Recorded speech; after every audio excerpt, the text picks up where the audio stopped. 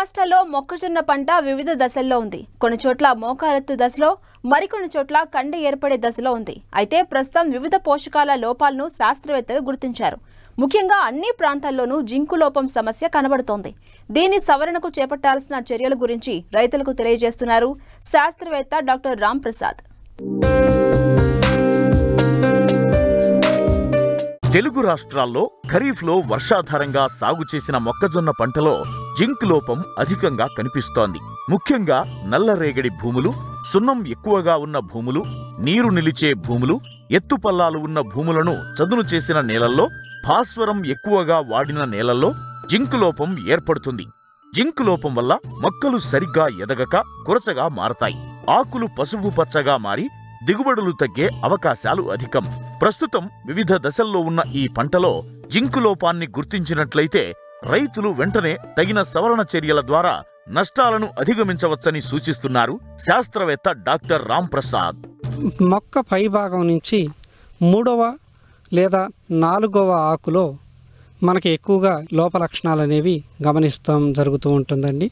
ఈ నెల మధ్య భాగం, మొక్క యొక్క ఈ నెల మధ్య భాగం పసుపు రంగుకు మారటం, ఈనెలు పచ్చగానే ఉండటం, మరియు ఆకు యొక్క మొదటి భాగంలో ఎక్కువగా ఈ నెల మధ్య భాగం అనేది పసుపు రంగుకు మారటం, మరియు ఆకులు చివర్లు కనుక మనం చూసినట్టయితే పచ్చగానే ఉండటం అనేది మనం తొలుత ఈ లోపాన్ని గమనించవచ్చండి.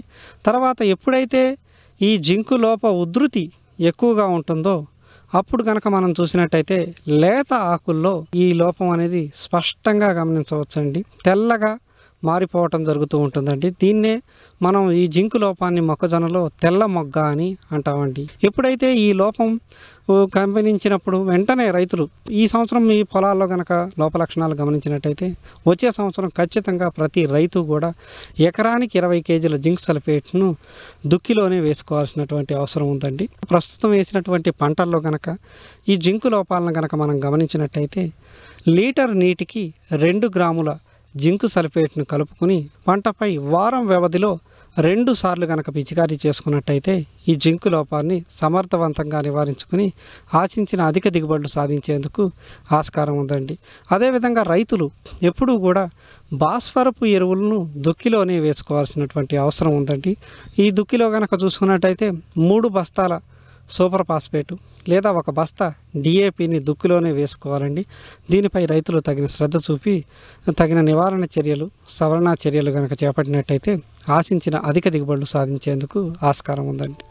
మిగతా పంటలతో పోలిస్తే మొక్కజొన్నకు అధిక మొత్తంలో ఎరువులు అవసరం. ముఖ్యంగా భూమి నుండి ఎక్కువ పోషకాలను తీసుకుంటుంది. కాబట్టి రైతులు భూసార పరీక్షల ఆధారంగా సిఫార్సు చేసిన మోతాదులో సూటి ఎరువులను వేసుకోవాలి. అంతేకాకుండా ఏళ్ల తరబడి ఒకే పంటను సాగు చేసే రైతులు పంట మార్పిడి చేపడితే సూక్ష్మలోపాల సమస్యలను సులభంగా అధిగమించవచ్చు.